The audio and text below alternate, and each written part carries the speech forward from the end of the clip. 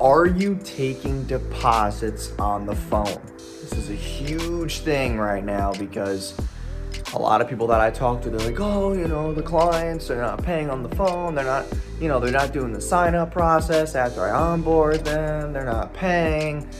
Are you taking a deposit? Okay.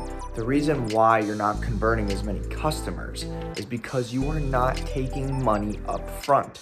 You need a financial obligation from the prospect. If I'm on the phone with you and you say, hey, I'm ready to get started, send me that invoice later, right? Send me that invoice later, I'll take care of it. No, fuck no, you're not, okay? I need a deposit right now to know that you're obligated to go through with this process. If you're not ready to go through it right now, who says you're gonna wanna go through it 5 hours down the road when it's later, right? You need to get a deposit from your prospects that holds them accountable, because at first they're a little worried, right? You're on the phone, you're not face to face, you're basically, you're kind of like talking to a wall sometimes. So it's like these people are afraid to give their credit card number, they're afraid to take those next steps. You need to grab a deposit.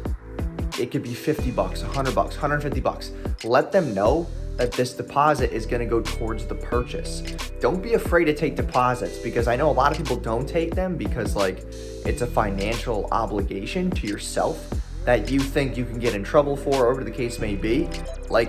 Obviously it can be refundable, but it holds the client accountable and it hits their card. And when it hits their card, most people are they're holding their breath.